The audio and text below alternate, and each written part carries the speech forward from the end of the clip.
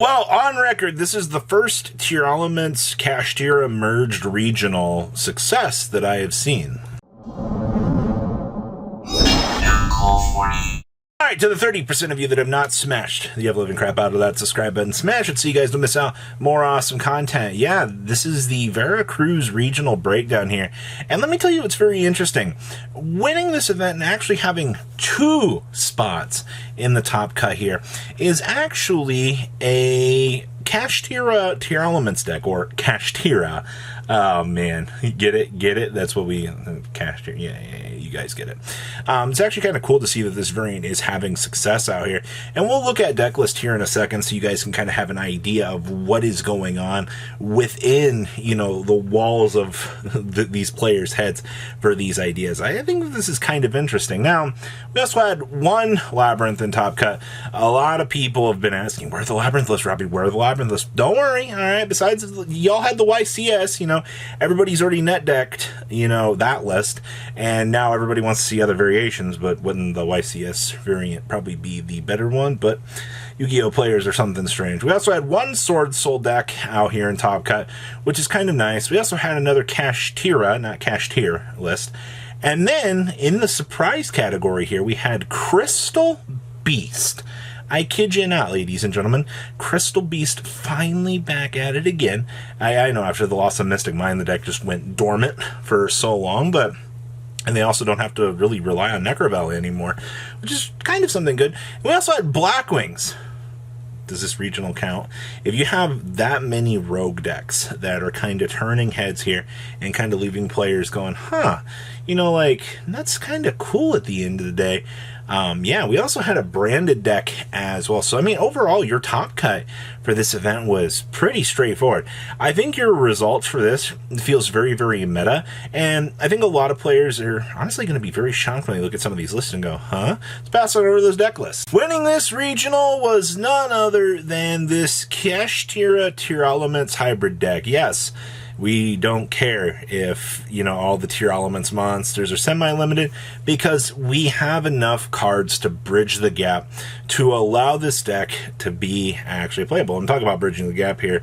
Yes, we are actually playing Small World in here, and we are playing an instant fusion to make the big ol' angry Millennium Eyes restrict, so that if our opponent goes, ooh, I have a hand trap, you can make an effort to play around that. It's actually kind of cool. Now, I don't think a lot of people have really tried this version yet. I think a lot of people are still on the Kashtira with X other engine might be the better engine to go about it, but the fact that we are trying these other ideas and somebody actually had success out here with this, it's actually good. I also like the Lullaby of Obedience down here and the side deck. The things that you could do with that card in the mirror match. Next up here is Labrynth. Ah, this looks very familiar. I see that we're playing 2 of the Ariana, 2 of the big, lovely Labrynth, and then 1 of the intermediate. Now, the thing that's interesting to me is I hear a lot of people go, you're really cutting back on the big Labrynth, girl? And I don't know, from what we're seeing here, a lot of these variations, they look at the 2 and they're like, this is going to get the job done. I don't have much of an opinion or a take on that because I haven't had time to test this, but in terms of your trap variant right now, you just power trap through everything. You have skill drains, you have judgment, you have evenly matched, you have dimensional barrier. You shouldn't have a problem with this. And we're also playing Secret Barrel down there for time. Wow, we really have come full circle here, just for the ideas and things out here to get off the ground. This is why I love Yu-Gi-Oh! Sometimes, because ideas like that can steal games away from your opponent, and your opponent's just going to be left there pouting the entire time because you are just better than them. Next up here is Sword Soul. This build is still playing Triple Magna Hut and a Druis Worm. Well, I mean, to be honest with you, in a format or an event here where you did have players actually still playing, you know, the Tearlaments cards, not a bad idea. Actually, this duelist was pretty prepared. This is like the one time that I'll give the exception here, and I'll be like, you knew what you were doing. You knew what your competition was bringing to the table, and you pre-gamed for them. Or maybe I'm just completely wrong and they didn't want to cut them yet, but I'm giving them the benefit of the doubt for this.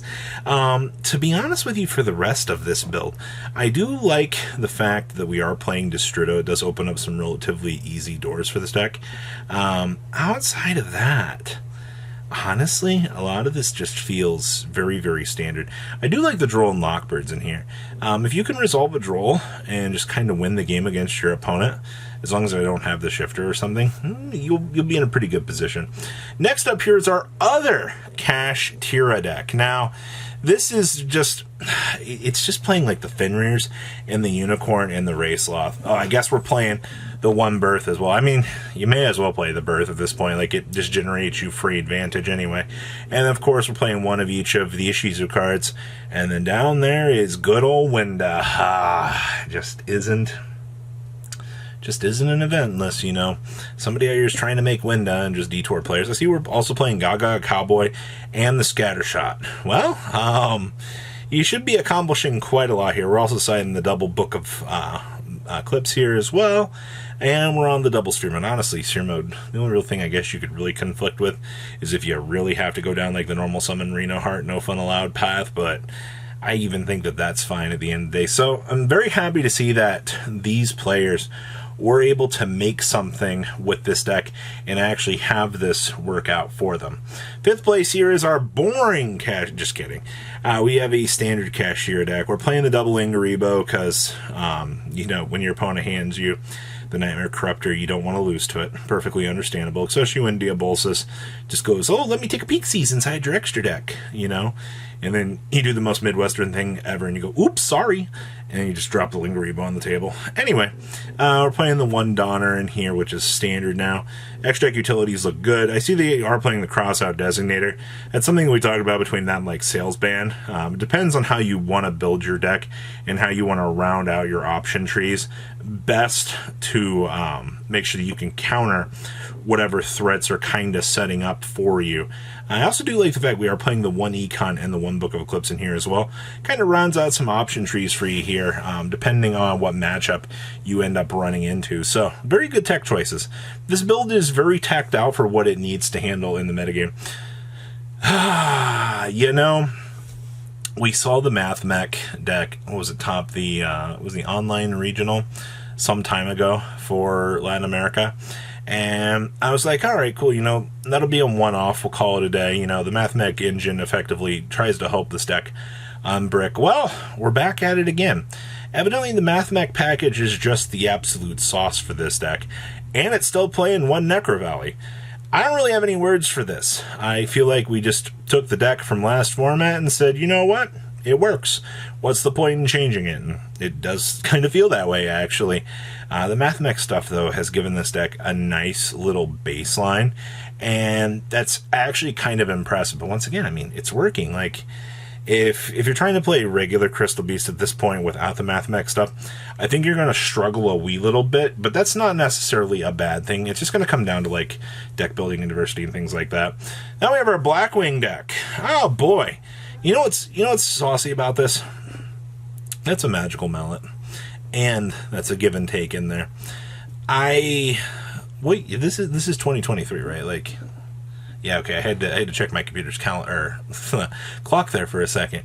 We're playing give and take and magical mallet out here in 2023. I don't know what to say. I mean, you don't tend to see these cards all that much. I feel like this duelist was like, yay, look at me, I'm Yusei Fudo, I'm gonna pull up give and take. But it worked. Outside of like the full combo and stuff that Blackwings do, a lot of people are just gonna get pressured out from underneath this. I also see the fact that we're playing the Hyper Librarian as well. So you'll just be able to climb up, start generating all these free Blackwing extenders. That's the reason why this deck does good, is because all of the free advantage it's gonna start generating, and your opponent's just gonna be like, ooh, you know, like, what am I supposed to do? The answer is not much, unfortunately. And our last list here is actually Despia. Now, this is also playing Crossout Designator, which is kind of interesting. They are actually playing the Nibiru and the Ash. Does this deck actually care about Nibiru? For most of the combo lines I figured for this, I figured most things were like 4 summons and you're kind of done. Maybe there's like some crazy extension line that I don't know about, but it doesn't feel like this deck should be all that too scared about Nibiru, but I guess it depends on your opening hands, how much extension capabilities that you open up, but definitely interesting to see that we are tacking in those two cards to make sure that they, obviously for the mirror match too, but it's kind of interesting. Overall, I don't have much else to say about this. So that is your breakdown for your Veracruz regional. What do you guys think? Please leave a comment down below to what you guys think, and I'll see your beautiful faces back here later in the day, guys. Peace out. Patrons, thank you.